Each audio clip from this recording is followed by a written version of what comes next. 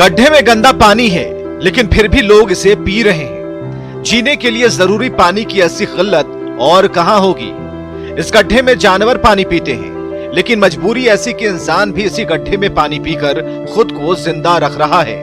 हजारीबाग में 10 घरों के करीब 100 लोग इसी गड्ढे का पानी पीने को मजबूर हैं। दैनिक जरूरत के साथ खाना बनाने में इसी गंदे पानी का प्रयोग होता है।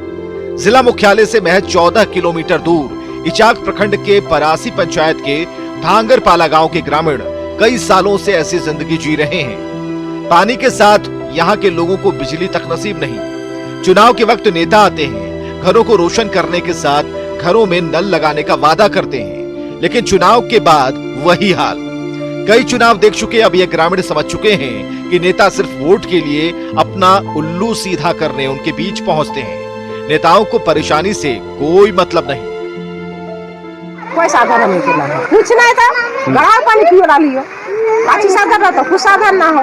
ये पानी छान छान ये पानी हाँ, ये कपड़ा लगा दे पतला और छान के पियो।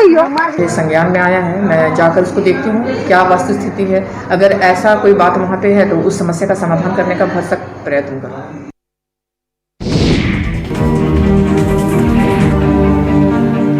पानी के लिए कितनी परेशानी झेलनी पड़ती है, इसका जवाब जानना है तो धनबाद के झरिया चले आइए। झरिया का शायद ही कोई ऐसा इलाका हो जहां लोग पानी की किल्लत से नहीं जूझते।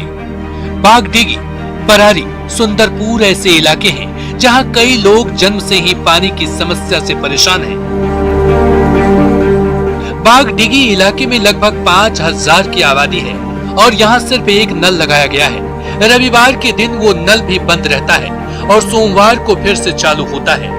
झरिया के कई इलाकों में पानी के लिए झगड़ा होना आम बात हो गई है। दशकों से चली आ रही पानी की समस्या को लेकर स्थानीय ऑटो चालकों ने ऑटो से घर घर पानी पहुंचाना भी शुरू कर दिया है और 4 किलोमीटर दूर से पानी लाकर एक डिब्बा 5 रुपए में लोगों को देते हैं। झरिया का नगर निगम इलाका सिर्फ नाम के लिए नगर निगम क्षेत्र है। यहाँ से निगम सिर्फ टैक्स वसूली करता है और सुविधा के नाम पर कुछ भी नहीं देता।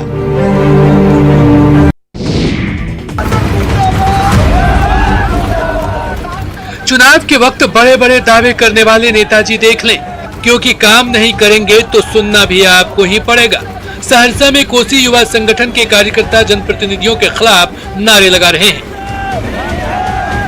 हल्की बारिश में जल जमाव की समस्या से जूझ रहा सहरसा शहर जनप्रतिनिधियों की उदासीनता का दंश झेल रहा है। सड़क की हालत ऐसी हो चुकी है कि चलना मुश्किल हो जाता है। सड़क पर बने बड़े बड़े गड्ढों में कोसी युवा संगठन के कार्यकर्ताओं ने धान रोप का विरोध दर्ज कराया। साथ ही ये चेतावनी भी दी कि इस बार के चुनाव में नेताजी वोट मांगने आते हैं तो जवाब लेकर ही रहेंगे।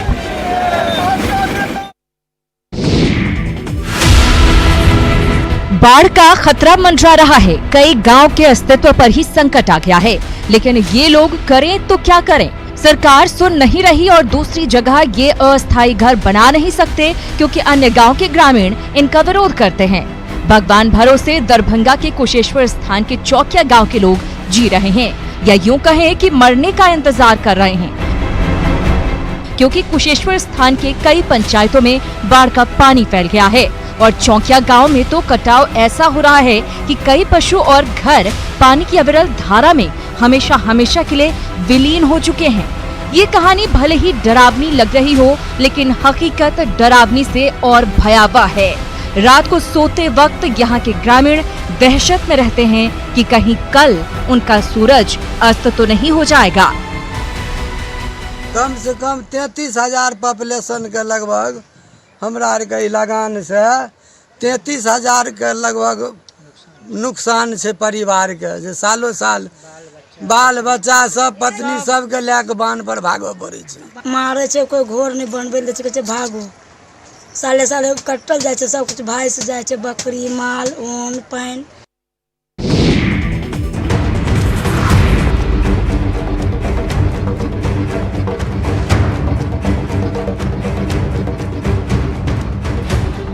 भारतीय रेलवे ने उत्तरी बिहार के लोगों का 90 साल पुराना सपना पूरा कर दिया। लगभग 2 किलोमीटर की लंबाई वाला कोसी महासेतु बनकर तैयार हो गया है और रेलवे ने इस महासेतु पर पहली बार ट्रेन चलाकर इसका सफलतापूर्वक परीक्षण भी कर लिया है।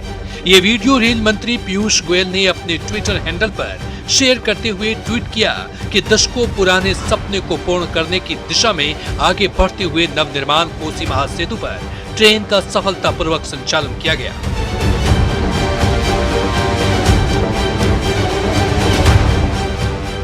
कोसी नदी पर बनाए गए लगभग 2 किलोमीटर लंबे रेलवे मेगा ब्रिज की नींव 17 साल पहले पूर्व प्रधानमंत्री अटल बिहारी वाजपेयी ने रखी थी, जो महासेतु न सिर्फ बिहार के सीमांचल और कोसी क्षेत्र को जोड़ने का काम करेगा, बल्कि इसका एक रणनीतिक महत्व भी होगा, क्योंकि ये उत्तर भारत को पूर्वोत्तर से जोड़ने का सबसे छोटा रास्ता होगा।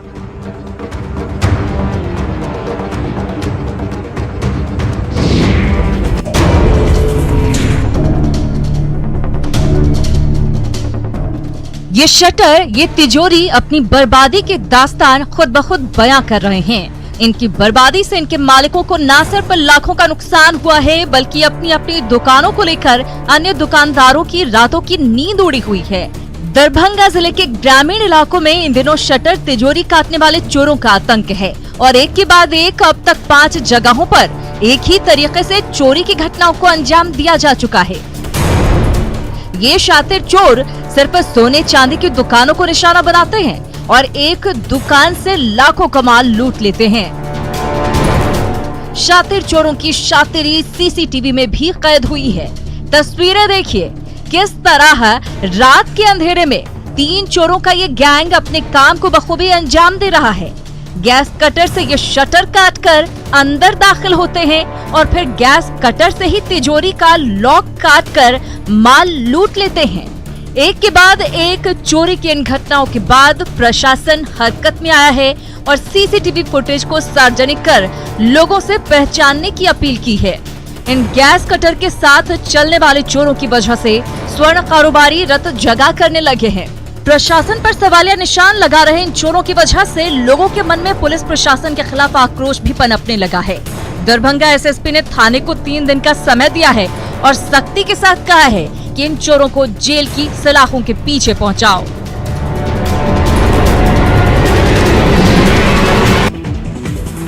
सरकारी पैसे के दुरुपयोग की कहानियां तो आपने कई सुनी होंगी और इसी कड़ी में कहानी कटिहार से आई है, जहां 40 लाख के सरकारी धन को यूं ही बर्बाद होने के लिए छोड़ दिया गया है। 2 साल से रैन बसेरा उद्घाटन का इंतजार कर रहा है। 40 लाख की लागत से बना रैन बसेरा उद्घाटन के इंतजार में खंडहर में तब्दील हो रहा है। उदाम रहिका में बने इस रैन बसेरे पर अब स्थानीय लोग सवाल खड़े करने लगे हैं। स्थानीय लोग कहते हैं कि रैन बसेरा शुरू हो जाता तो दूर दराज से आने वाले आम लोगों को सहूलियत होती। इधर कटिहार के नगर आयुक्त की माने तो नई बस पड़ाव के निर्माण में कुछ विवाद है, जिस वजह से रैन बसेरे का उद्घाटन अटका है, क्योंकि दोनों साथ ही जुड़े हैं। वजह चाहे जो भी हो, लेकिन ये कहानी निर्माण योजनाओं को लेकर प्रशासन की संजीदगी को जगजाहिर जरूर कर रही है। वायरल हो रहा है। देखिए, एक युवक पूरी तरह से उल्टा बोरवेल के गड्ढे में घुस जाता है। उसके कुछ दोस्त पैर पकड़कर उसे बोरवेल में डाल देते हैं। किसी को कुछ समझ नहीं आता, आखिर वो शख्स बोरवेल के अंदर उल्टा क्यों घुसा।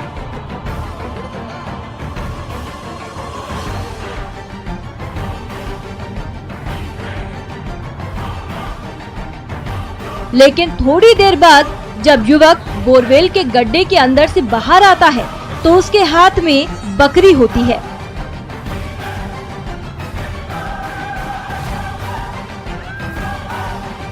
ये वीडियो बहुत हैरान कर देने वाला है, जिसमें एक युवक बकरी की जान बचाने के लिए अपनी जान को जोखिम में डाल देता है। हालांकि ये वीडियो काफी पुराना है, लेकिन एक बार फिर से वायरल है।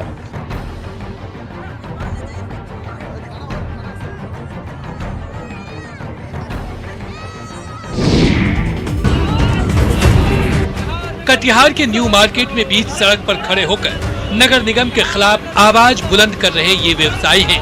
15 मिनट की बारिश में सड़कों पर नाले का गंदा पानी जमा होने से ये नाराज हैं। नाराजगी जताने के लिए इन लोगों ने अनोखा प्रदर्शन किया। जिस तरह भक्त अपनी मुराद पूरी करने के लिए शिवालय में गंगा जल चढ़ाते हैं, उसी तरह जल जमात से आक्रोशित ये व्यवसायी नाले के गंदे पानी को कलश में भरकर और वहां नगर निगम कार्यालय के चौखट पर गंदा पानी डाला। स्थानीय लोगों में भी जल जमाव को लेकर नाराजगी है। साथ ही ये डर सता रहा है कि जब 15 मिनट की बारिश में हाल बेहाल हो जाता है तो अभी तो पूरा मानसून बाकी है।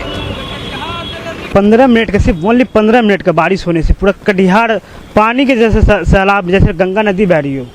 ये नगर निगम है, इसको डेवलपमेंट में बहुत आगे होना चाहिए।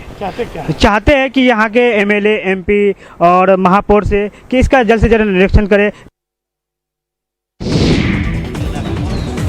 आरा नगर निगम के खिलाफ जोरदार विरोध प्रदर्शन हो रहा है। आरा सासाराम स्टेट हाईवे को बिहारी मिल रोड के पास जाम कर दिया गया। प्रदर्शन क्यों हो रहा है, इन तस्वीरों को देखने के बाद खुद ब खुद समझ पाएंगे। देखिए सड़क का हाल है, फिसलन ऐसी है कि कोई 2 कदम भी सीधा नहीं चल सकता। कीचड़ की तो बात ही मत पूछिए।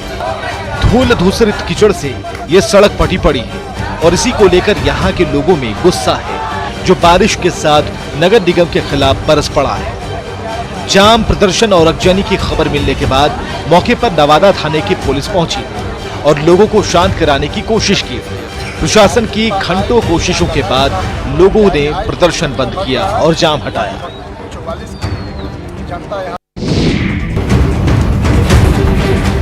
मानसून का इंतजार बेसब्री से किया जाता है। पानी की फुहारें मन को मोहती हैं, लेकिन पूर्णिया के दर्जनों परिवार ऐसे हैं जो मानसून के सपने में भी आहट से घबरा जाते हैं।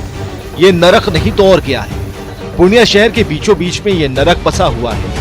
नगर निगम की लापरवाही की वजह से दर्जनों परिवार हर साल मानसून शुरू होने के साथ ही नारकीय जिंदगी जीने को मजबूर है। स्थानीय लोगों ने नगर निगम पर यह आरोप लगाया है कि 2007 के बाद से ही भगेलू शाह नाले की सफाई नहीं हुई और शिकायत के बावजूद निगम ने कोई कार्रवाई नहीं की।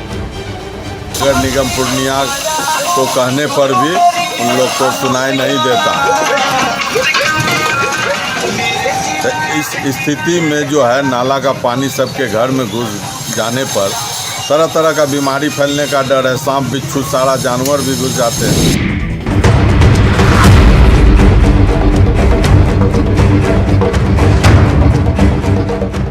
पढ़ाई के लिए जान जोखिम में डालने वाले ये बच्चे, काम के लिए मौत को दावत देता ये शख्स, मौत को न्योता देती ये महिलाएं और बुजुर्ग, इन सब की समस्या का समाधान हो गया है। जल्द ही मौत का ये पुल पक्का पुल बनने वाला है।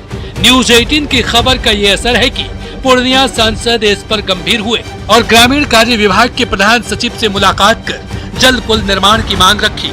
कार्यपालक अभियंता DPR तैयार कर रहे हैं और कुछ ही दिनों में पुल का शिलान्यास भी हो जाएगा। पूर्णिया के बहुचर्चित बड़हड़ा कोठी का गोपी नगर परसा पुल पूर्णिया और मधेपुरा जिले के कई मुख्य इलाकों को जोड़ता है, लेकिन सालों से ये पुल मौत का पुल बना था।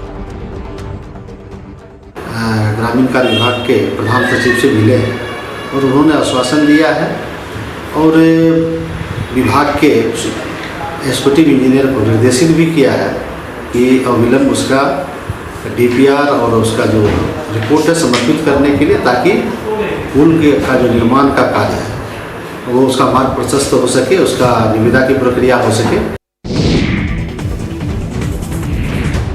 कोरोना संकट और लॉकडाउन के बीच लाखों की संख्या में जिस तरह मजदूर बिहार लौटे थे, उसी तरह अब एक बार फिर वो वापस अपने काम पर लौटने लगे हैं। प्रवासी मजदूरों में गुजरात जाने वाले मजदूरों की संख्या काफी ज्यादा है।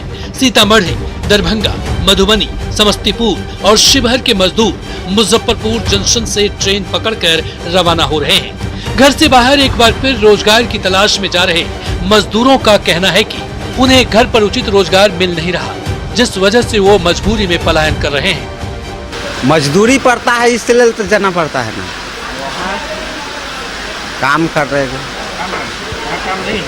यहाँ काम रहता था, काहे के ले जाते हैं। पर काम लिया है, वो काम वाला न मानता है। काम कौन करता है से हाँ आओ, यहाँ काम आदमी सब चला गया, काम कौन करेगा। 5 साल से वहाँ पर काम करता है, तो काम ना होगा तो फिर तो सेठ क्या करेगा, कहेगा काम छोड़ दो, टूट जाएगा मेरा कारखाना। फैक्ट्रियों और कारखानों का संचालन शुरू होने से कई फैक्ट्री मालिक भी अपने पुराने मजदूरों को वापस बुला रहे हैं। मुजफ्फरपुर से बड़ी संख्या में गुजरात वापस काम पर लौट रहे मजदूरों को लेकर रोजाना एक स्पेशल ट्रेन चलाई जा रही है, जो अहमदाबाद तक जाती है। इसके अलावा साबरमती ट्रेन हफ्ते में 3 दिन मुजफ्फरपुर के रास्ते दरभंगा जाती है।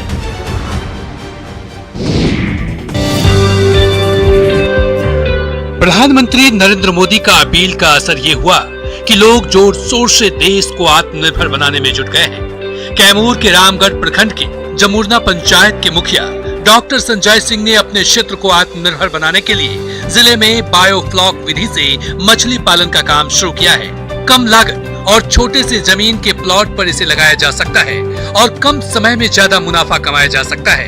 एक टब में 1000 मछलियों को डाला जाता है जो 6 महीने में 1 किलो की हो जाती है और फिर एक टब में 6 महीने में 50,000 का मुनाफा होता है। मुखिया संजय सिंह अपने पंचायत में इसका जोर शोर से प्रचार कर रहे हैं जिससे कि दूसरे भी प्रेरित होकर आत्मनिर्भर बने। संजय सिंह ने बायोफ्लॉक विधि से मछली पालन के 3 फायदे भी गिनाए। जो मछली बिकेगा उसका 50% बचत में है और दूसरा माइंड मेकअप, जो आदमी टेंशन में रहता है उसके लिए भी ये बहुत ज़रूरी है। मछलियों को दाना खिलाना, वो इसमें मज़ा आता है, दिमाग को सुकून मिलता है। और तीसरा, जो बगल की ज़मीन अगर बंजर है या इतनी बीमारियां हो रही हैं, उससे बचने के लिए, खाद से बचने के लिए ये जो पानी उस खेत में जाएगा उसका उपज बहुत अच्छा होगा और उसमें खाद भी डालने की ज़रूरत नहीं पड़ेगी। इंसान के मन में स्वाभिमान और सम्मान के साथ जीवन जीने की अगर इच्छा शक्ति हो तो शारीरिक अक्षमता भी उनके सामने घुटने टेक देती है और इसे सच कर दिखा रही है देवघर के भोजपुर गांव की रहने वाले सरिता कुमारी। जन्म से ही दिव्यांग होने के बाद भी इनके हौसलों में कोई कमी नहीं आई।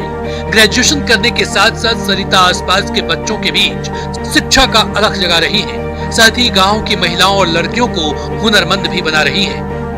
आज भी हमारे समाज में लड़कियों को बराबरी का दर्जा नहीं मिल पाया है। दुर्भाग्यवश अगर लड़की दिव्यांग हो तो उसे बोझ ही समझ लिया जाता है, लेकिन देवघर की सरिता ने यह साबित कर दिया है कि अगर आपके अंदर कोई मुकाम पाने की इच्छा शक्ति और जज्बा हो तो मुश्किलें खुद ब खुद आसान होती चली जाती है। अभी हम 25 बच्चों को पढ़ाते हैं और सिलाई भी सिखाते हैं। 10 औरत को सिलाई सिखाए हैं। दीदी हम लोग को पढ़ाती है और हम लोग सीखते हैं। क्या क्या चीज सीखती है? पहाड़ा, टेबल सीखते हैं, ABCD सीखते हैं, ब्लाउज, साया, सूट, सलवार, यही सीख रहे हैं। क्या करोगी सीखकर? सीख के आगे कपड़ा सिएंगे, पैसा कमाएंगे, अपना गुजर बसर करेंगे।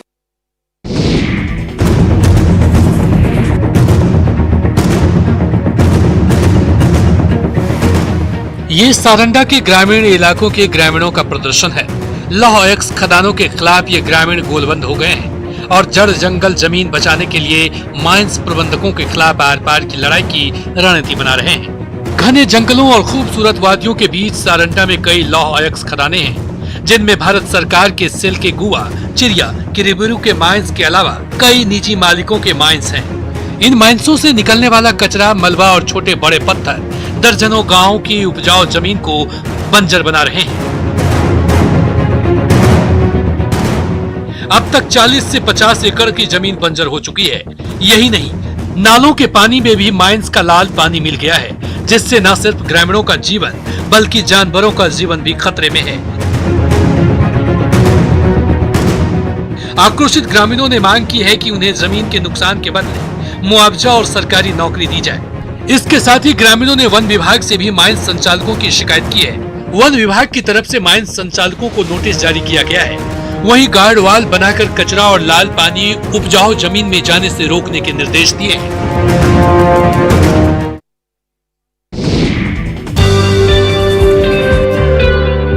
ये तस्वीर सूर्य की है। किसी बड़े हीरे के रूप में दिख रहा ये अपना वही सूरज है जो पूरी दुनिया को रोशनी देता है। नासा ने सूर्य का 10 साल के टाइम लैप्स का वीडियो जारी किया है।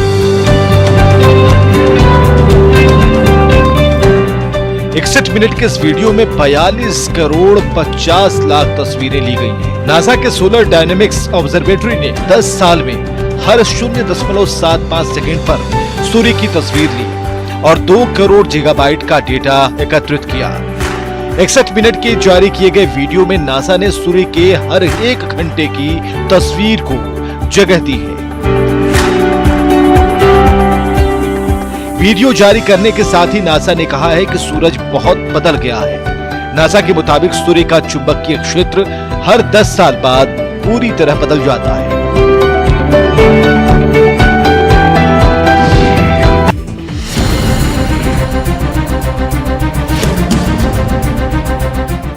गया अंतर्राष्ट्रीय हवाई अड्डे पर लाखों चीनी उतरते हैं और फिर बोध गया मंदिर दर्शन के पहले होटलों में भी ठहरते हैं। लेकिन अब चीनी नागरिकों के लिए गया में ठहरना आसान नहीं होगा। दरअसल गलवान में चीनी सैनिकों के कायराना हरकत से लोगों में नाराजगी है। कई जगहों पर विरोध प्रदर्शन देखा जा रहा है। लोग मोबाइल से चीनी ऐप अनइंस्टॉल कर रहे हैं और इसी को देखते हुए होटल एसोसिएशन ने चीनी नागरिकों के लिए नो एंट्री का फैसला लिया है। गया में 100 से ज्यादा होटलों और लॉज में चीनी नागरिकों को कमरे नहीं दिए जाएंगे। फिलहाल तो कोरोना बंदी के कारण लोगों का आना जाना बंद है, लेकिन आगे भी ऐसा जारी रहता है तो चीनी पर्यटकों की परेशानी जरूर बढ़ जाएगी। कि इनका विरोध होना चाहिए और चीनी जो पर्यटक यहाँ आएंगे उनको यहाँ अपने यहाँ सुविधा नहीं देंगे। ये हमारे देश के लिए ये जो है मतलब दुश्मन।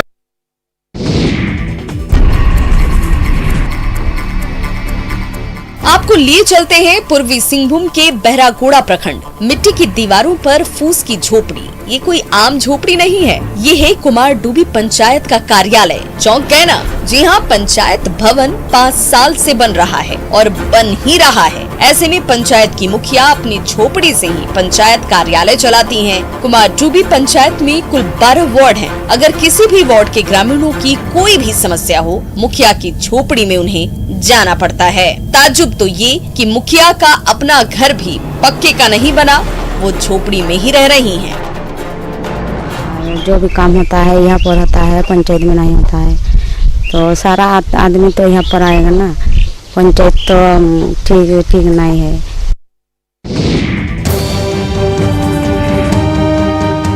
आए दिन लोगों से भरा रहने वाला बरही थाने में सन्नाटा पसरा है। जीटी रोड के बगल में स्थित इस थाने पर लॉ एंड ऑर्डर की बड़ी जिम्मेवारी है, लेकिन अभी गेट पर नो एंट्री का बोर्ड चस्पा कर दिया गया है। साथ ही थाने को कंटेनमेंट जोन घोषित कर दिया गया है। दरअसल 3 दिन पहले फरार आरोपी को पुलिस ने गिरफ्तार किया था। जब उसकी जांच कराई गई तो वो कोरोना पॉजिटिव निकला। संक्रमण की पुष्टि होते ही थाने में खलबली मच गई। 58 पुलिसकर्मियों और अधिकारियों को क्वारंटीन कर दिया गया।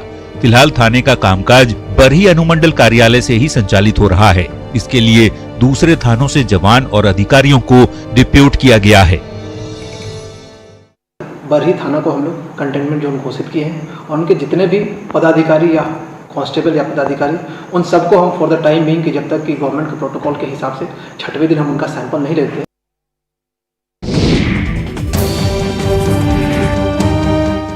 तस्वीरें तिरुवनंतपुरम की हैं, जहां लॉकडाउन में छूट मिलते ही राशन दुकानों के बाहर हाथियों की कतार लग गई।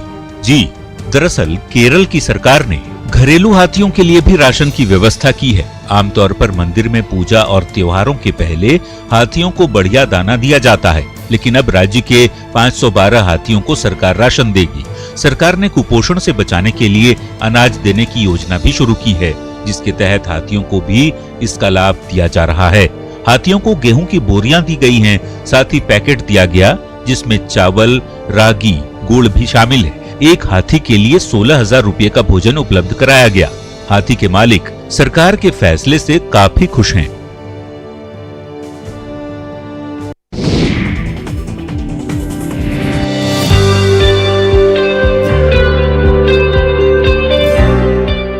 सुबह उठना और खेतों में पहुंच जाना, इन महिलाओं का ये हर दिन का काम है। कोरोना काल में जब लोग रोजगार को लेकर चिंतित हैं, ओडिशा के क्योंझर जिले की महिलाओं ने मिसाल पेश की है। लॉकडाउन के दौरान जब लोग घरों में बैठे थे, इन महिलाओं ने सब्जी की खेती शुरू की।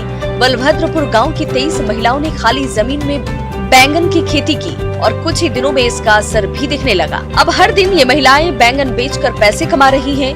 अभी तक 200 क्विंटल बैंगन बेचकर इन महिलाओं ने आत्मनिर्भर बनने का संदेश दिया है। तो फिर देर किस बात की, आप भी लग जाइए। काम तो काम होता है और फिर कमाई भी होने लगेगी।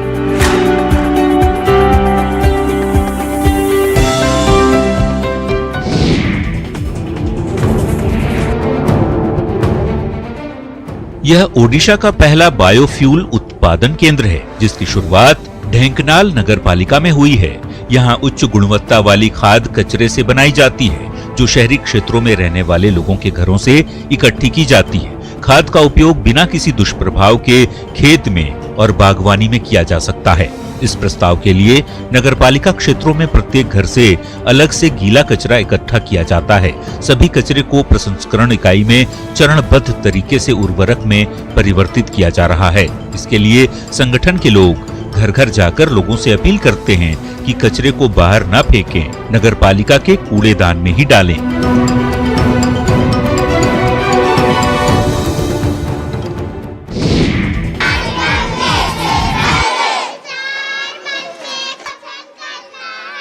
तस्वीर देखकर धोखा मत खाइएगा, ये कोई ट्रेन नहीं है। ये मध्य प्रदेश में सतना जिले के जिगनहट सरकारी स्कूल है, जिसे जिला प्रशासन ने प्रवासी मजदूरों के लिए क्वारंटीन सेंटर बनाया था। यहाँ क्वारंटीन में रह रहे मजदूरों ने स्कूल की शक्ल ही बदल कर रख दी और स्कूल को वंदे भारत एक्सप्रेस का रूप दे दिया। 12 श्रमिकों ने 14 दिन के प्रवास में ये कमाल कर दिखाया, जो अब चर्चा का विषय बना हुआ है। जिले का एक और स्कूल है लोहरौरा प्राथमिक स्कूल। यहाँ भी क्वारंटीन के दौरान रह रहे मजदूरों ने स्कूल पर मेहनत की और रंग रोगन कर एजुकेशन एक्सप्रेस बना दिया। एक तरफ जहाँ क्वारंटीन के दौरान लोगों के लिए समय बिताना मुश्किल था, वहीं सतना के मजदूरों ने मिसाल पेश की है।